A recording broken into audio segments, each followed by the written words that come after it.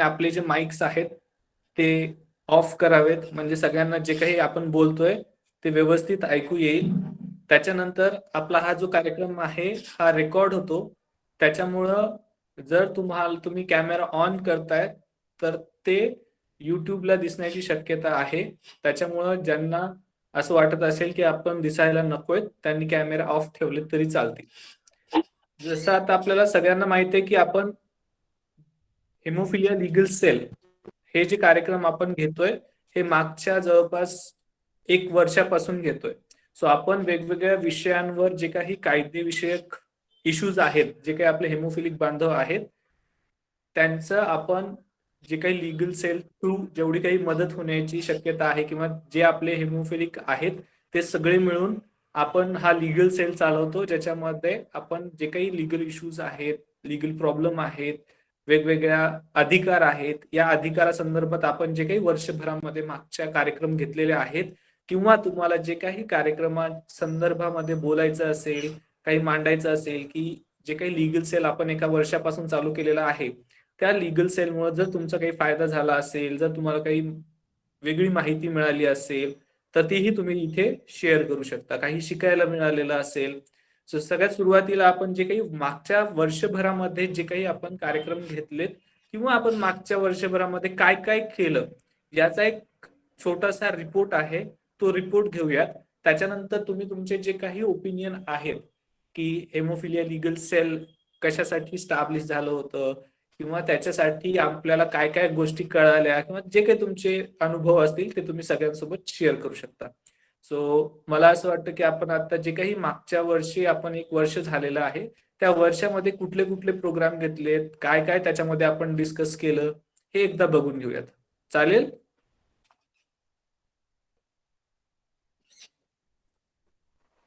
हा. ओके. चालेल एक चालेल. पीपीटी शेअर करा. ओके, सगळ्यांना दिसते स्क्रीन?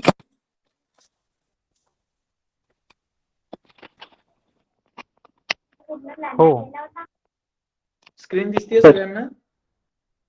हो दिसते. So haemophilia legal aid centre जे आपण स्पेशली हेमोफिलिक बांधवांसाठी किंवा जे काही हेमोफिलिक व्यक्ती आहेत त्यांच्यासाठी आपण हे सुरुवात केलेली होती. याला सुरुवात करून जे काही आपला पहिला कार्यक्रम होता तो पहिला कार्यक्रम होऊन आज 1 वर्ष होऊन गेलेला आहे. सो जे काही आपले हेमोफिलिक्स आहेत, जे की आपण हेमोफिलिया लीगल सेल मार्फत एकत्रित जमा झालेलो आहोत. सो हा विशेषतः सगळ्यात सुरुवातीला आपल्या समोर प्रश्न होता की हा महाराष्ट्र लेवलवर चालू करायचा का भारताच्या लेवलवर चालू करायचा.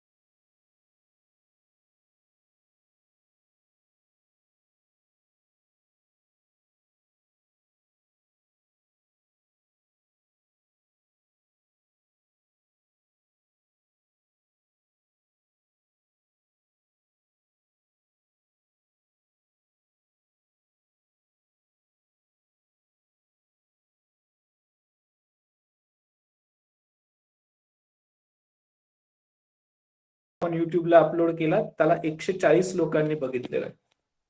त्यानंतर आपण 17 ऑक्टोबर 2021 ला 2 कार्यक्रम घेतले होते, ज्याच्यामध्ये दिव्यांगांसाठी योजना जे काही महाराष्ट्र शासन दिव्यांगांसाठी कुठल्या योजना आणतं आणि त्याच्या संदर्भामध्ये जे काही GR असतात हे कसे शोधायचे. सो हे 2 वेगवेगळे व्हिडिओज आपण युट्यूबला पण टाकलेले होते, ज्याला एका व्हिडिओला 693 व्ह्यूअर्स आतापर्यंत बघितलेले आहे. जे काही दिव्यांगांसाठी महाराष्ट्र शासनाच्या योजना असतात त्या कुठं पाहायच्या, कशा पाहायच्या, कुणाला कॉन्टॅक्ट करायचा, हे आपण त्या सगळ्या व्हिडिओमध्ये आपण शेअर केलेलं होतं. आणि जो दुसरा GR संदर्भातला व्हिडिओ होता की GR कसे शोधावे, काय करावे, तर त्याला 164 व्ह्यूअर्स मिळालेले आहेत. आणि तो व्हिडिओ किंवा तो जो प्रोग्राम होता त्याचे जे स्पीकर होतो तो मीच होतो. त्यानंतर आपण 31 ऑक्टोबरला एक प्रोग्राम घेतला होता, ज्याच्यामध्ये हेमोफिलिकांना प्रवासी भाड्यामध्ये जी काही सवलत आहे ती कशा पद्धतीने मिळू शकते. सो हेमोफिलिया जर असेल तर तुम्हाला ट्रॅव्हल करताना कुठल्या कुठल्या पद्धतीचं कन्सेशन मिळू शकतं, मग कुठल्या कन्सेशन आपल्याला जास्त फायदेशीर ठरू शकतं, मग ते बसचं असेल, रेल्वेचं असेल, हे सगळे विषय त्या कार्यक्रमामध्ये आपण डिस्कस केले गेलेले होते. आणि हा जो कार्यक्रम आहे हा महेश राठोड आणि सागर चुंगाडे यांनी घेतला होता. आणि ते देखील हेमोफिलिया सेलचे ऍक्टिव्ह व्हॉलेंटियर्स आहेत, ज्यांनी खूप छान पद्धतीने अभ्यास करून ही माहिती सगळ्यांपर्यंत पोहोचवली होती. आणि युट्यूबला त्याचे 304 व्ह्यूअर्स आहेत.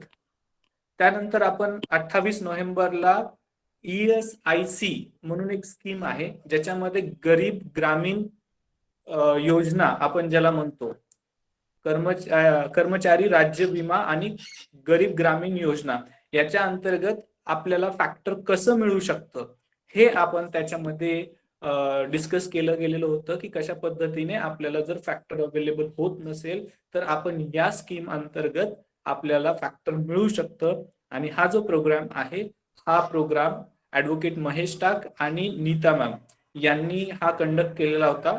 याला युट्यूबला व्ह्यूअर्स आहेत 103. त्याच्यानंतर 26 डिसेंबर 2021 ला आपण एक कार्यक्रम घेतला होता, महाराष्ट्र राज्य वित्त विकास मंडळ अंतर्गत अपंग व्यक्तींना स्वयंरोजगारासाठी योजना. सो आपण बऱ्याच वेळेस बघतो की हेमोफिलिक्स जसं आपण आपल्या हेल्थला घेऊन कॉन्शियस असतो किंवा बऱ्याच वेळेस आपल्याला शारीरिक त्रास होतात, तर त्यासाठी आपण स्वयंरोजगार कसा चालू करू शकतो, हा स्वयंरोजगारने आपल्याला कुठल्या पद्धतीने आर्थिक सहाय्य मिळू शकतं.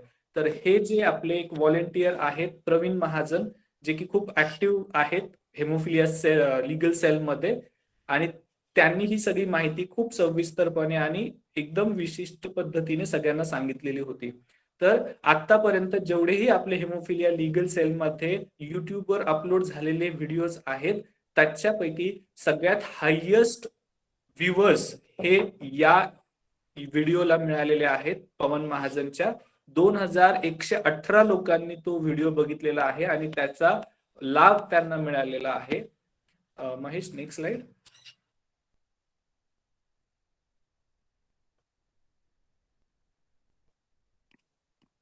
ओके.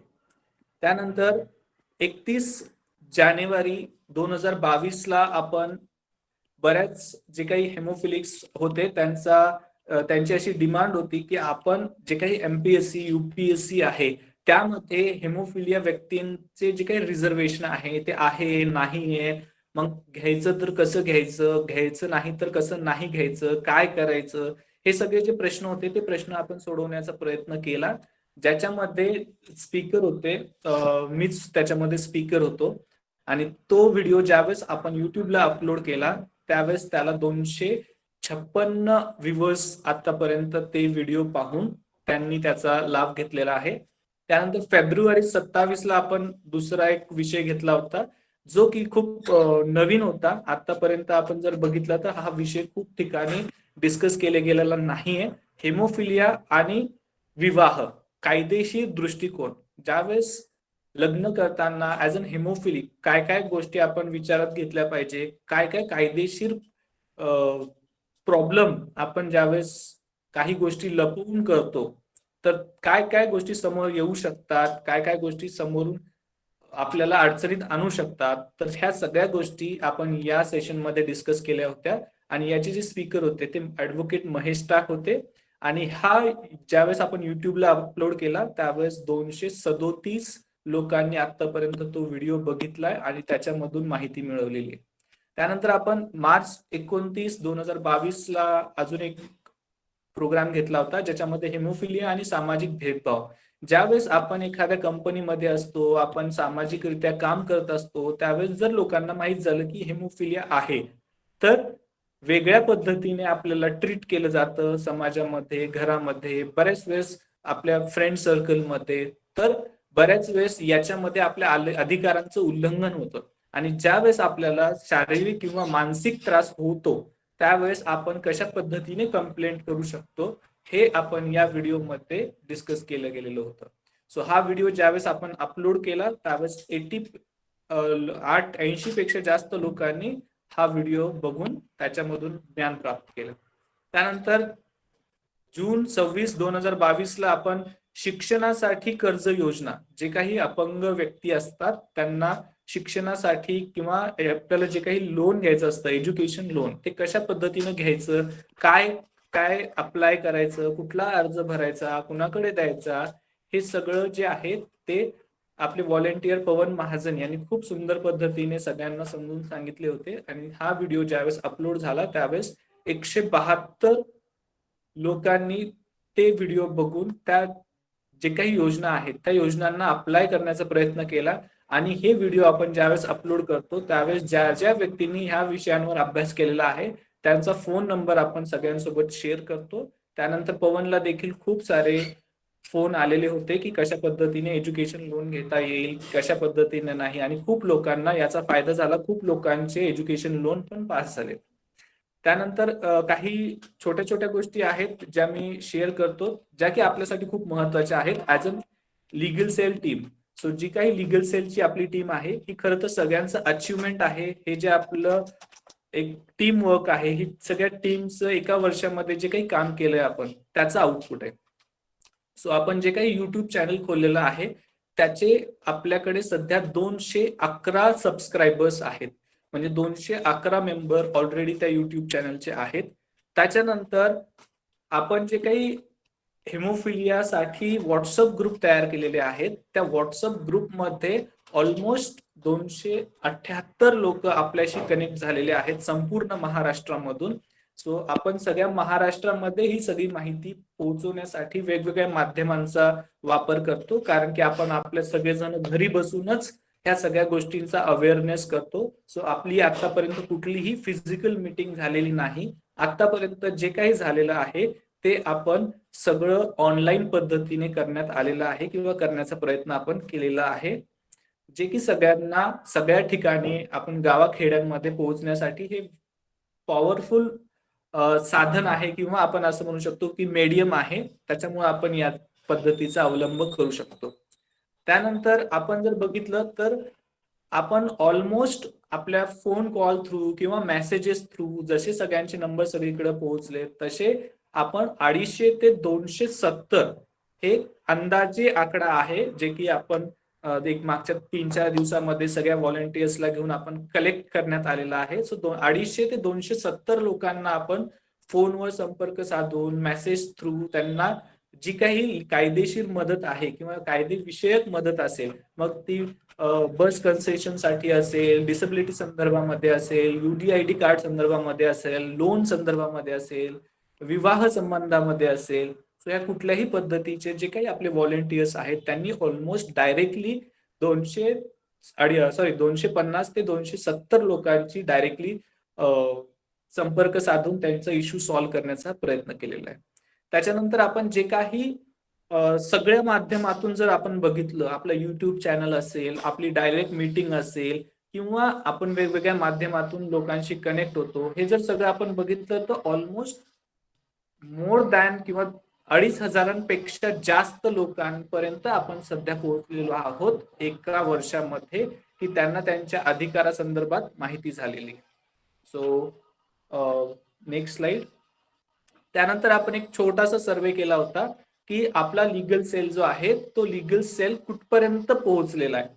सो एक गुगल फॉर्म मध्ये आम्हाला असं कळालेलं आहे की हे जे 32 जिल्हे आहेत, ह्या 32 जिल्ह्यांमधले जे काही व्हॉलेंटियर्स आहेत किंवा जे काही लोक आहेत, त्यांनी गुगल फॉर्म मध्ये त्यांची माहिती दिलेली आहे किंवा त्यांना काय काय अजून अपेक्षा आहेत त्या सगळ्या त्यांनी यामध्ये दिलेल्या आहेत. सो याच्यामध्ये मला असं वाटतं की बरेचसे जिल्हे हे आपण एका वर्षामध्ये कव्हर केलेले आहेत. एवढ्या जिल्ह्यांमधले लोक आपल्याशी कनेक्टेड आहेत.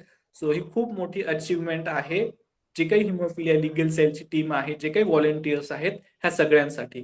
कारण की एका वर्षामध्ये आपण 32 जिल्ह्यांपर्यंत पोहोचतो, 32 जिल्ह्यांच्या हेमोफिलिक्स पर्यंत पोहोचतो. सो ही खूप चांगली गोष्ट आहे. मला असं वाटतं ज्यावेळेस मी हा डेटा बघितला त्यावेळेस मला पण सरप्राईज झालं होतं की आपण इतक्या जिल्ह्यांपर्यंत पोहोचलो. सो ही खूप छान गोष्ट आहे आपल्या सगळ्यांसाठी. त्यानंतर मला एक फक्त जे काही आपण गुगल फॉर्म थ्रू सर्वे केला होता, त्या सर्वेमध्ये काही लोकांचे आपण फीडबॅक मागितलेले होते की काय तुमची प्रतिक्रिया आहे की आम्ही जे काही कार्यक्रम घेतोय त्या कार्यक्रमाबद्दल तुमचा काय रिप्लाय आहे किंवा तुमचं काय मत आहे हे आपण बघतोय. सो मला माहित नाही किती लोकांना हे क्लिअर दिसत असेल किंवा दिसत नसेल. सो आपण त्याच्यामध्ये एक प्रश्न टाकलेला होता की आमच्या जनजागृती कार्यक्रमाबद्दल आपले अभिप्राय म्हणजे तुमचं ओपिनियन काय. सो खूप लोकांच्या त्याच्यामध्ये प्रतिक्रिया आल्या. त्याच्यामधल्या काही प्रतिक्रिया आपण घेऊयात. गुड गुड येस, खूप छान काम करत असतात, व्हेरी गुड. त्याच्यानंतर very important and essential information, खूप महत्वाची माहिती आहे, खूप छान माहिती दिली सर, याबद्दल बऱ्याच सवलती माहिती मिळाली ज्या आम्हाला पहिले माहिती नव्हत्या. इन्फॉर्मेटिव्ह, ग्रेट वर्क, छान, very helpful for all handicaps and haemophilic person, very helpful information, thank you. नक्कीच छान असेल, नुकतेच सुरू केले आहे. You are doing very good work for haemophilic brothers, very nice. Haemophilia रुग्णांसाठी आपण खूप चांगले प्रकारे काम करत आहात, आपले प्रयत्न चालू ठेवा ही विनंती. त्यानंतर doing good, hope rarely scare our work, then खूपच छान प्रकारे माहिती गोळा करून अगदी सोप्या पद्धतीने शिक्षित आणि अशिक्षित पेशंट पर्यंत पोहोचवली. याचा फायदा सर्व स्तरातील लोकांपर्यंत पोहोचत आहे. Good work. त्यानंतर खूप छान एकदम. सो अशा प्रकारच्या ज्या आपल्या प्रतिक्रिया आहेत आपण जर बघितल्या, आता आपल्याला सगळ्या वाचणं शक्य नाहीत, पण बऱ्यापैकी हे सगळं वाचल्यानंतर पाहिल्यानंतर असं वाटतं की खूप लोकांना ही जी कन्सेप्ट आहे याच्यामुळे फायदा होतोय, खूप लोकांपर्यंत आपण पोहोचवतोय आणि ह्या सगळ्या गोष्टींमुळे कुठेतरी आपण एकजूट आलोत आणि एकत्र मिळून काम करायला लागलो. सो मला असं वाटतं की जे काही लोक आता मीटिंगसाठी उपस्थित आहेत, जर त्यांना काही बोलायचं असेल, शेअर करायचं असेल तर ते करू शकतात.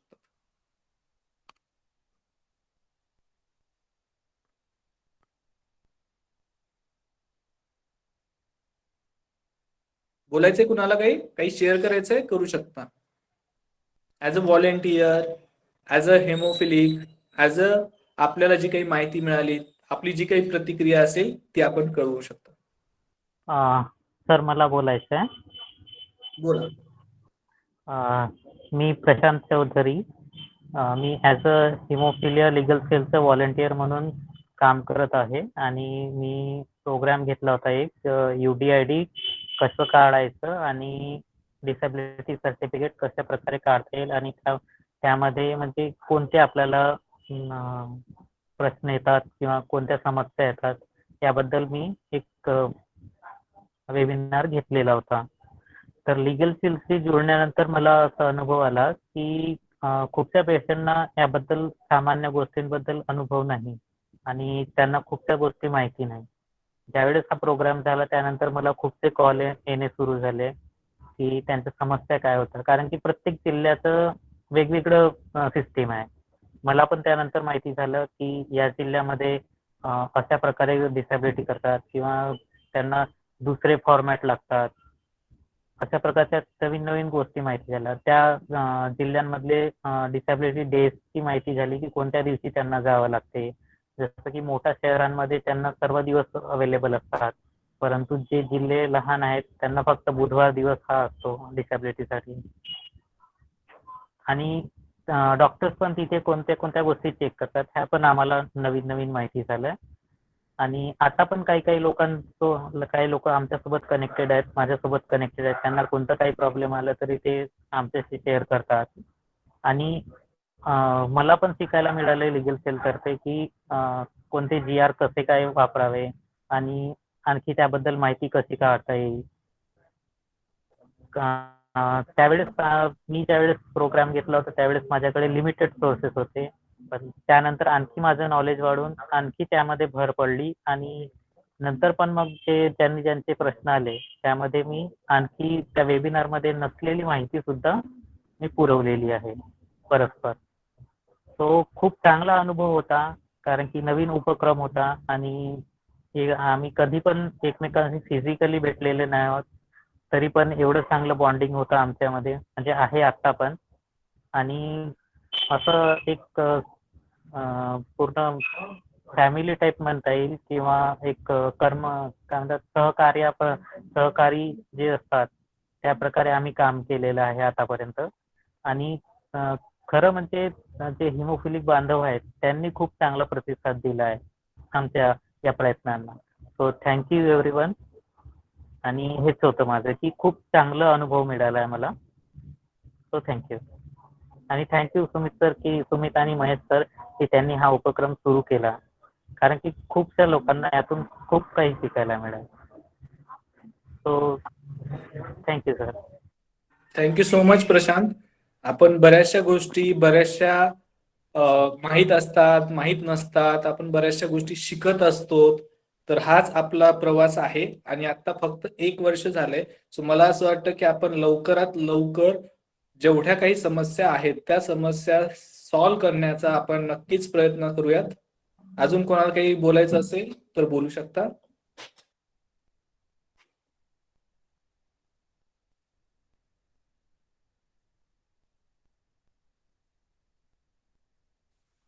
हॅलो. बोलायचं?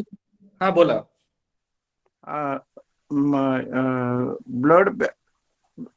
ब्लड मिळाल्यानंतर किती तासानंतर ब्लड घेतलं पाहिजे? मला तुमचा प्रश्न कळालेला नाही. समजा की ब्लड बँकेतून 2 वाजता ब्लड बॅग मिळाली, तर ती साधारण डॉक्टरांनी किती वेळाने पेशंटला लावायला पाहिजे? अच्छा, आता हा जो प्रश्न आहे ऍक्च्युली मी वकील असल्यामुळं मला त्या गोष्टीबद्दल जास्त माहिती नाहीये. पण मी प्रयत्न करेल की जे काही डॉक्टर्सची टीम असेल किंवा जे काही डॉक्टर्स असतील मी त्यांना विचारून तुम्हाला सांगू शकेल.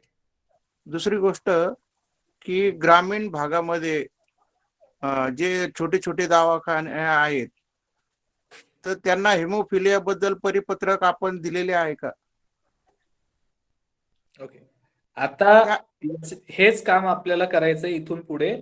आपल्याला गव्हर्नमेंट पर्यंत पोहोचण्याचा प्रयत्न करायचा आहे आणि गव्हर्नमेंट थ्रू ह्या सगळ्या चॅनलाइज गोष्टी झाल्या पाहिजे. हा आपला प्रयत्न आहे की जेणेकरून प्रत्येक दवाखान्यामधल्या डॉक्टरला हेमोफिलिया काय आहे, त्याच्यासाठी काय ट्रीटमेंट अवेलेबल आहे, ह्या सगळ्या गोष्टी माहिती झाल्या पाहिजे. सो ज्या वेळेस आपल्याला कळणार नाही की आपण कुणाकुणाला भेटायचं, काय काय करायचं, ह्या सगळ्या गोष्टी सगळ्यांपर्यंत कशा पोहोचवायच्या, तोपर्यंत ह्या सगळ्या गोष्टी सगळ्यांपर्यंत पोहोचणार नाहीत. कारण की हे प्रश्न आपले आहेत, आपल्याला सगळ्यांपर्यंत पोहोचवावे लागणार आहेत. आणि आपण जर बघायला गेलो तर हेमोफिलिया रुग्णांची संख्या खूप कमी आहे. त्याच्यामुळे जोपर्यंत आपण सगळेजण एकजूट होऊन एखाद्या गोष्टीवर काम करणार नाहीत तोपर्यंत आपल्याला त्याचा रिझल्ट पण दिसणार नाही.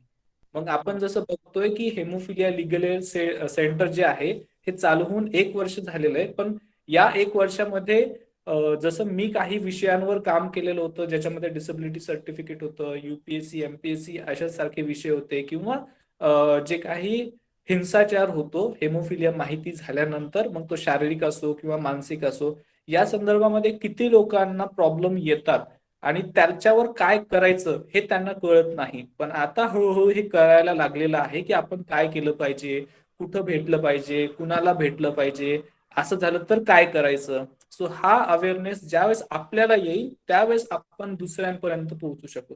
सो अशाच पद्धतीने हेमोफिलिया काय आहे, कशा पद्धतीने आहे, याचा अवेअरनेस कसा वाढू शकतो, याच्यासाठी सुरुवातीला आपल्याला एकजूट येऊन ह्या विषयांवर काम करावं लागेल.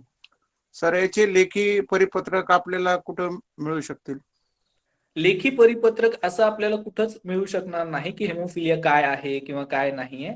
पण आपली जी हेमोफिलिया सोसायटी आहे त्या सोसायटी थ्रू आपण ह्या सगळ्या गोष्टींचा अवेअरनेस करू शकतो. मग आपण जर तुम्हाला कम्प्युटरचं माहिती असेल तर haemophilia federation of India, world haemophilia federation या सगळ्यात किंवा जे जे चॅप्टर्स आहेत त्या चॅप्टर्सच्या वेबसाईट असतात, त्याच्यावर सगळी माहिती दिलेली असते हेमोफिलियाची. सो ज्यावेळेस पण तुम्ही कुठल्या डॉक्टरांकडे जाताल त्यांना सांगायचं की हेमोफिलिया हे असं असं आहे आणि इथे तुम्ही ती माहिती सर्च करू शकता. पण असं गव्हर्नमेंटचं परिपत्रक वगैरे कुठेही नाही. ओके, धन्यवाद डॉक्टर. थँक्यू.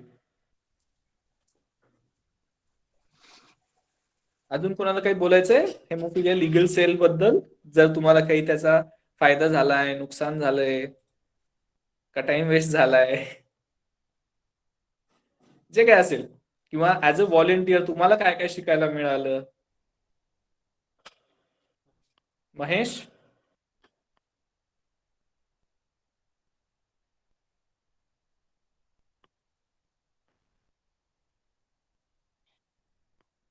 महेश राठोड, आवाज येतोय?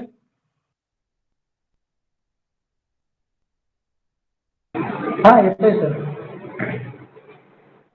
काही शेअर करायचंय? हा, मला एवढं शेअर करायचं आहे की मी जेव्हा लिगल एड सेंटरशी जोडल्या गेलो तेव्हा मी इथे कोणालाही ओळखत नव्हतो. आणि जेव्हा आमची ओळख झाली तेव्हा अशी काही प्रॉपर आम्ही भेटून वगैरे ओळख झाली नाही, आमची ऑनलाईन अशी मीटिंग वगैरे झाली. आणि मला लिगल एड सेंटरमध्ये जुळल्यानंतर इतकं शिकायला भेटलं की मी कोणत्या डॉक्टरना आणि कोणत्या अधिकाऱ्यांना कसं बोलायचं आणि केव्हा बोलायचं हे सर्व समजून व्यवस्थित घेतलेलं आहे. आणि आता मी कोणत्याही अधिकाऱ्याला डायरेक्ट बोलू शकतो. आपल्या अधिकाराबाबत असो किंवा इतर कोणतेही अधिकार असतील त्याविषयी आपण बिनधास्त बोलू शकतो आता मी. अरे वा, खूप छान. तसं सर्वांना सांगेल की तुम्ही पण आमच्यासोबत जुळा आणि तुम्हाला पण काहीतरी शिकायला भेटेल आमच्याकडनं किंवा होईल, प्रशांत सरांकडून होईल, सुमित सरांकडून होईल. आणि ओके. मी हॅलो. सुमित हा सरांचे बोल. अभिनंदन करतो की आपण आतापर्यंत भरपूर जणांसोबत लोकांना माहिती झालोय की हा, हे लोक आपल्यासाठी काहीतरी करतायत. यासाठी मी सगळ्यांचं पुन्हा एकदा अभिनंदन मानतो. थँक्यू सो धन्यवाद. मच महेश. सखाराम, तुम्हाला काही बोलायचंय?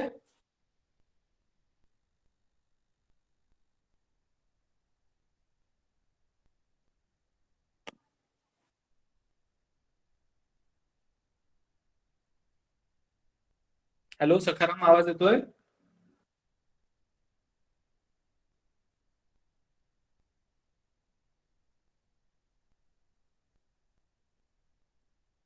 ओके, सखारामला मे बी आवाज येतोय का नाही येत माहित नाही, किंवा मग त्याचा काहीतरी माईकचा इश्यू असू शकतो.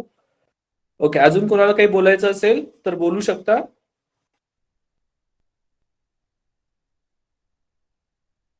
श्रीकांत, बोलना है कुछ? No sir.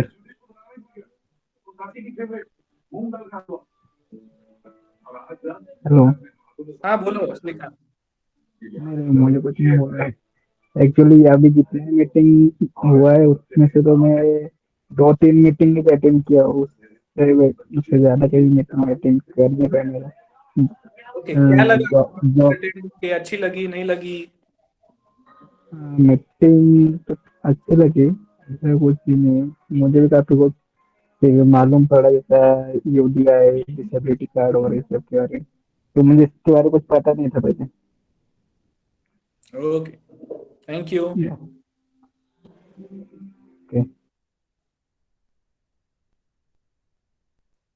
ओके. महेश टाक, तुम्हाला काय बोलायचंय?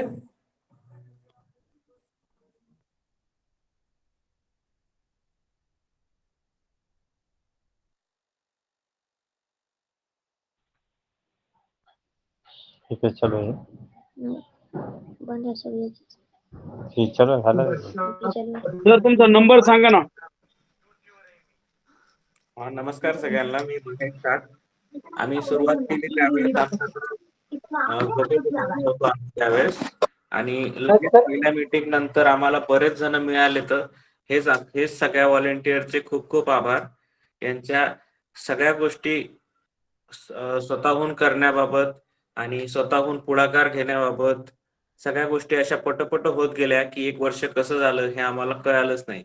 आणि ह्या 1 वर्षामध्ये जसं की आता आपण पीपीटी मध्ये पाहिलं की बऱ्याचशा गोष्टी आपण कव्हर केल्यात आणि बऱ्याचशा अजून गोष्टी आहेत की ज्या आपण कव्हर करायच्या राहिल्यात की त्याच्यासाठी मी अजून बाकीच्या लोकांनाही सांगू इच्छितो. जे बाकीचे हिमोफिलिक आहेत, जे आपल्याला आतापर्यंत आपण ज्या ज्या जिल्ह्यामध्ये आपण पाहिलेत की ज्यांच्याकडून आपल्याला रेस्पॉन्सेस आले, तर जे आपला फॉर्म गुगल फॉर्म तिथपर्यंत गेलाय की त्या सगळ्यांना असं आहे की तुम्ही सगळेजण अजूनही आमच्या सोबत या आणि जास्तीत जास्त जण असतील तर ही गोष्ट अजूनही चांगल्या प्रकारे होऊ शकते. जसं की सर म्हणले आता की एक आपल्याला परिपत्रक प्रत्येक गावामध्ये त्याच्या प्रत्येक हॉस्पिटलमध्ये नेणं खूप गरजेचं आहे. प्रत्येक छोट्या डॉक्टरला हिमोफिलिया बद्दल सांगणं खूप गरजेचं आहे. पण त्याच्यासाठी माझं असं म्हणणं आहे सर की आपल्याला काय आहे ना की छोट्यातल्या छोट्या लेवल पर्यंत छोट्या गावामधला कमीत कमी 1 ते 2 व्हॉलेंटियर जर आपल्याकडे असतील की आपण जे त्यांना मेसेज देऊ किंवा मग एखादी माहिती पोहोचवण्यासाठी प्रत्येक ठिकाणी एका ठिकाणावरून दुसऱ्या ठिकाणी जाऊ शकत नाहीत आपण. पण मेन जर त्या ठिकाणचा जर व्यक्ती आपल्याकडे असेल तर आपल्याला ती माहिती पोहोचायला खूप सोपं जाईल. याच्यामुळेच हे म्हणतोय की प्रत्येक जिल्ह्या तालुक्यातले जर व्हॉलेंटियर आम्हाला मिळाले तर नक्कीच हे काम होऊ शकतं. आपण एका साधं समजा जर हिमोफिलिक डायरेक्ट गव्हर्नमेंट हॉस्पिटलला जात नाही ज्यावेळेस त्याला पहिल्यांदा सिम्पटम्स कळतात, तो कोणत्या तरी जवळच्या दवाखान्यात जातो. तिथं त्याला तो दाखवून बघतो की पाय दुखतोय, हात दुखतोय, अजून काही होतंय. तर त्या डॉक्टरला सुद्धा त्याला माहित असलं पाहिजे की ह्या गोष्टी सिम्पटम्स आहेत की ते हिमोफिलिया असू शकतो. त्याला एवढं जरी वाटलं की असू शकतो, त्याला इतकी जरी आयडिया आपण देऊन ठेवली की हे गोष्टी केल्यानं ह्या गोष्टी होऊ शकतात, तर त्याला पुढं कसं पाठवायचं, काय करायचं किंवा पुढं कॉन्टॅक्ट कोणाला करायचा हे आपण त्यांना माहिती करून देऊ शकतो. तर सगळ्यात सांगायचं एकच अर्थ की जितके लोक आहेत आपण, तर हे फक्त सुरुवात आहेत. तर ह्या इतक्या 10-15 जणांना मिळून 1 वर्षामध्ये इतक्या काही गोष्टी केल्या जातात. तर प्रत्येक जिल्ह्यामधला प्रत्येक तालुक्यामधला जर 2-2 व्यक्ती, एक व्यक्ती जरी मिळाला तर नक्कीच आपल्याला पुढच्या वर्षीपर्यंत ज्यावेळेस आपण 2 वर्ष सेलिब्रेट करूयात त्यावेळेस आपल्याला प्रत्येक तालुक्यातला व्यक्ती आपल्याकडे असेल ऍज अ व्हॉलेंटियर आणि ऍक्टिव्ह मेंबर असेल, तर आपल्याला कोणालाच प्रॉब्लेम जाणार नाही, ना कोणाला बोलण्याशी ना कोणाकडून काम करून घेण्याशी.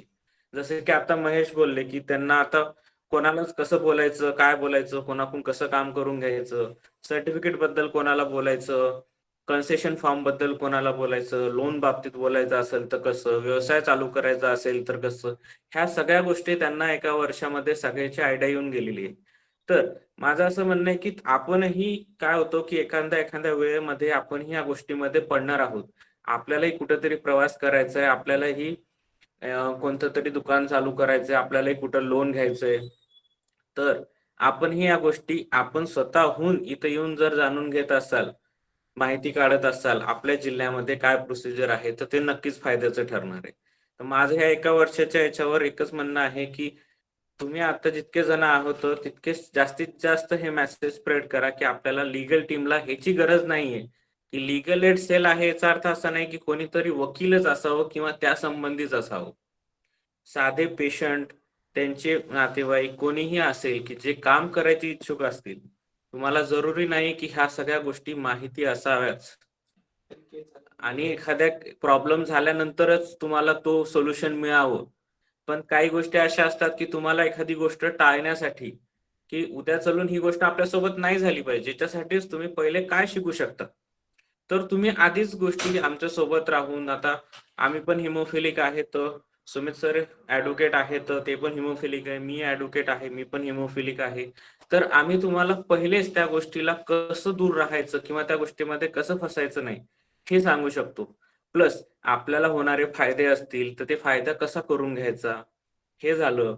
आपल्याला फॅक्टरसाठी काय करायचंय, अजून नवीन फॅक्टर घेण्यासाठी काय करावं लागेल, ह्या सगळ्या गोष्टी आपण लिगली कशा करू शकतो.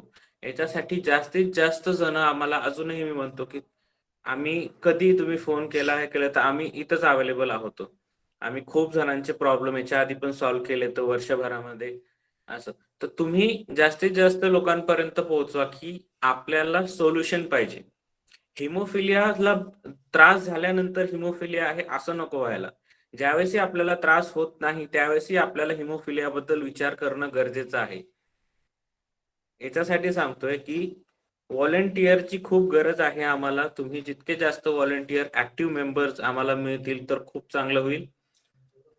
जेवढं कॉन्ट्रीब्युशन तुमच्याकडून मिळेल तेच आमच्यासाठी ऍसेट आहे, संपत्ती आहे, आणि हेच बाकीच्यांसाठी फायदेशीर ठरणार आहे. आज आपण जर पाहिलं की आपल्याला 200-250 हजार लोकांपर्यंत आपली माहिती पोहोचवली. याच्यामध्ये जर मी पाहिलं तर कमीत कमी 10 ते 15 जण ऍक्टिव्ह मेंबर आहेत, तर आपल्याला 2,500-3,000चा आकडा आपण हे केलाय. हेच जर 50-100 जर झाले तर आपण अख्ख्या महाराष्ट्रामध्ये सगळी माहिती पोहोचू शकतो. तर प्रयत्न करा की जास्तीत जास्त व्हॉलेंटिअर कसे जमतील.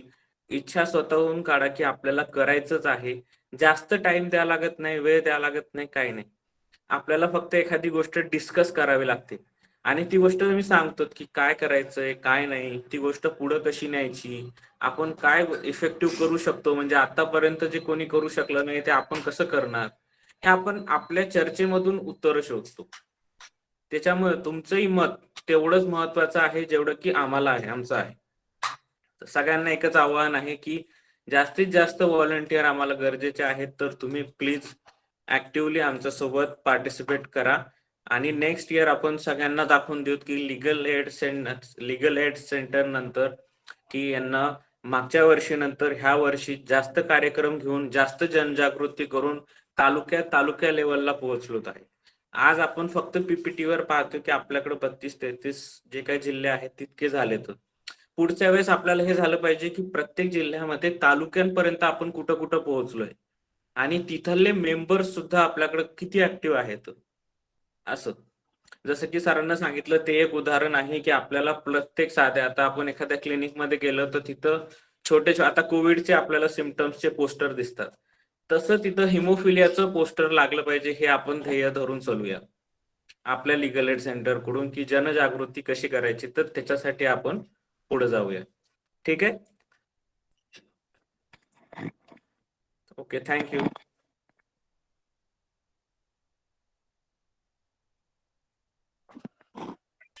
अजून कोणाला काही बोलायचंय? सुमित सर तुमचा नंबर द्या ना. ओके, पेन आहे तुमच्याकडे? हो सर सांगा. 966 966 5 triple triple hello 5 triple triple 5 5 हा 88 29 49 9 49 का सर? हा, शेवटी 49. 49 हा बरोबर, 49. हो 966 555 8849 बरोबर बरोबर सर. हो हो ओके सर थँक्यू. ओके. हा बोला महेश, काय बोलत होतात?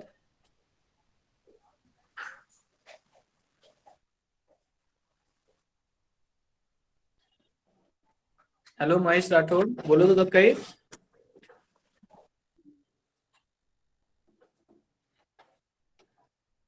ओके, अजून कोणाला काही बोलायचंय?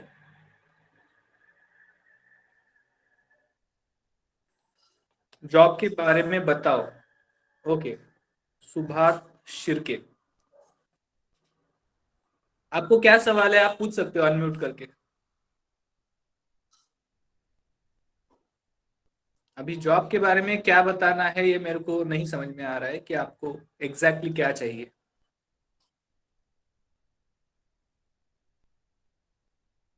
मेरे जॉब के बारे में पूछ रहे हो, गवर्नमेंट जॉब के बारे में पूछ रहे हो, हेमोफीलिया की कंसेशन के बारे में पूछ रहे हो, या हेमोफीलिया के जो भी लोग हैं उन्होंने कौन सा जॉब करना चाहिए इसके बारे में पूछ रहे हो। सो आप जब तक मुझे बताओगे नहीं तब तक। अच्छा, गवर्नमेंट जॉब। सो जैसे हमने इसके पहले भी देखा था कि एमपीएससी, यूपीएससी या फिर गवर्नमेंट जॉब, इसमें हेमोफीलिया के लिए एज सच अभी तक रिजर्वेशन नहीं है।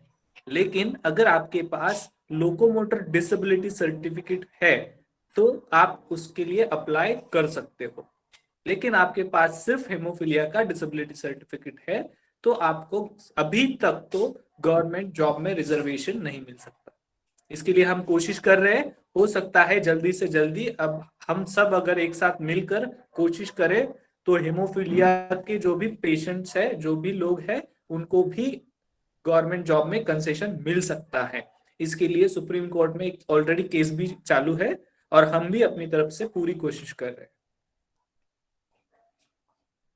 ओके, और अगर आपको और भी कुछ सवाल है तो आप मुझे कॉल करके पूछ सकते हो।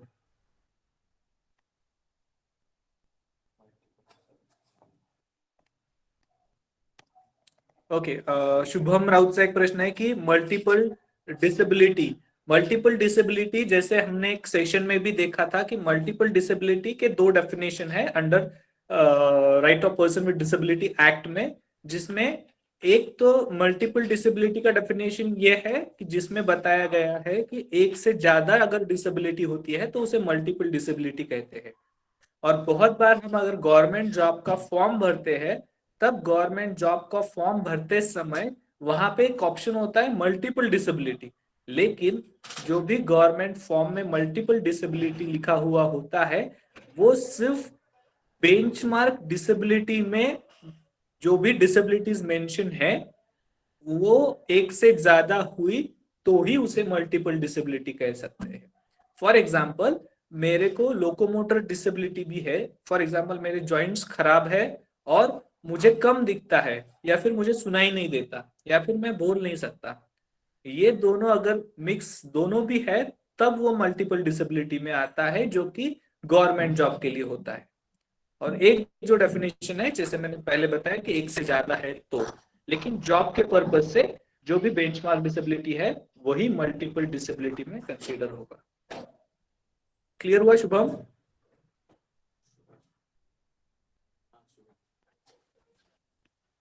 शुभम क्लियर झालं?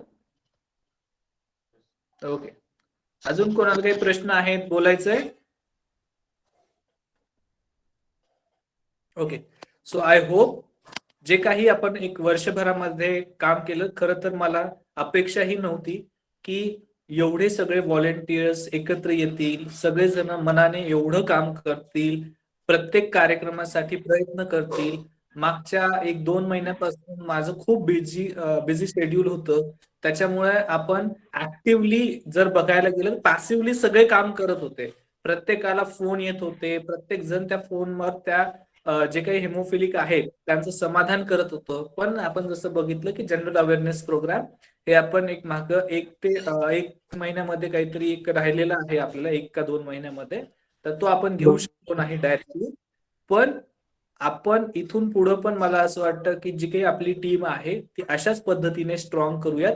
आणि महत्वाचं म्हणजे आपली जी लीगल एडची टीम आहे तिला नॅशनल लेवलवर सुद्धा रिकॉग्नाइज केलं जातं की महाराष्ट्रामध्ये अशा पद्धतीची एक टीम आहे जे की हेमोफिलिक बांधवांच्या लीगल प्रश्नांवर काम करतं।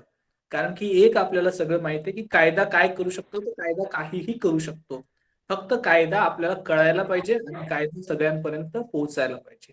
सो आतापर्यंत आपण ज्या उल्हासाने काम करत आहोत इथून पुढेही त्याच पद्धतीने काम करा आणि जास्तीत जास्त व्हॉलेंटियर आपल्या सोबत कसे जुळतील, आपण जास्तीत जास्त पद्धतीने कशा पद्धतीने सगळ्यांपर्यंत पोहोचू याचा प्रयत्न करा। विशेषतः मला जे लोक मे बी रेग्युलर नसतील किंवा अटेंड करत नसतील मीटिंग, हे सगळे जण व्हॉलेंटिअरली सगळं काम करतात. इवन मी असेल, महेश सर असतील किंवा कोणी असेल, प्रशांत असेल, सखाराम असेल, हे सगळे आपापल्या क्षेत्रात काम करतच आहेत. पण ऍज अन हेमोफिलिक म्हणून एक आपली सामाजिक बांधिलकी आहे. आपला जे काही अनुभव आहे, आपला जो काही नॉलेज आहे, त्याचं शेअर करून आपले जे काही हेमोफिलिक्स आहेत त्यांना त्याचा फायदा झाला पाहिजे. म्हणून सगळे त्यांच्या वेळातला वेळ काढून जे काही प्रयत्न त्यांच्याकडून करू शकतील ते प्रयत्न करून जास्तीत जास्त माहिती सगळ्यांपर्यंत पोहोचवण्याचं काम आपले सगळे व्हॉलेंटियर्स करत असतात. आणि मला खूप आनंद होतोय की मी जे काही डेटा सुरुवातीला वाचून दाखवलाय की आपण किती लोकांपर्यंत पोहोचलोय. सो कॉंग्रॅच्युलेशन सगळ्यांसाठी, सगळ्यांना खूप खूप अभिनंदन.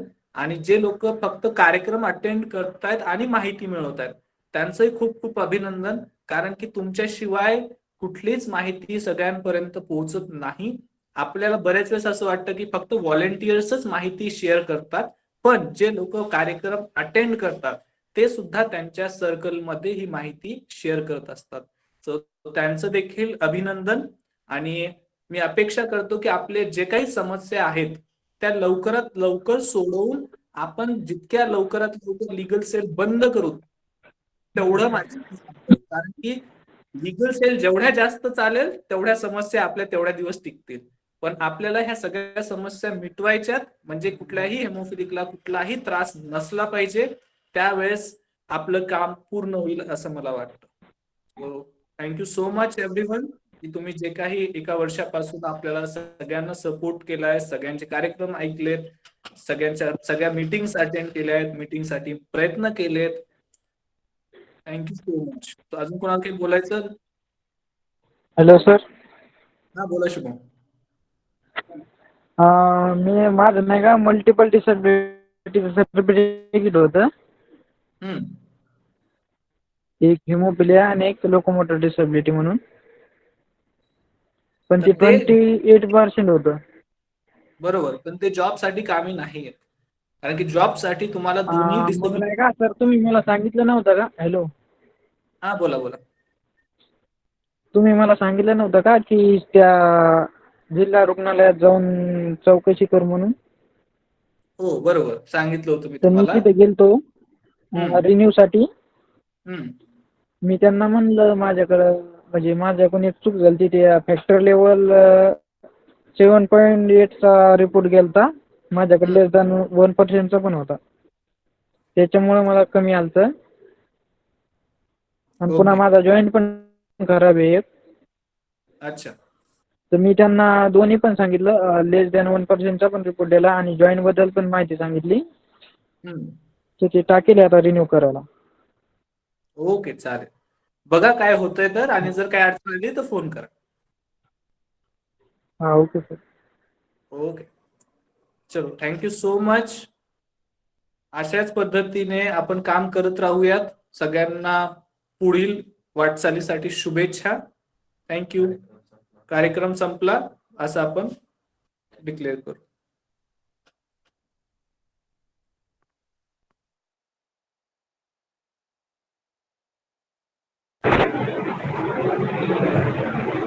मी सर्वांना एकदा थँक्यू म्हणतो. हा बोला महेश. माझा आवाज कटतोय सर थोडासा. म्हणजे हा बोला बोला, येतोय आता.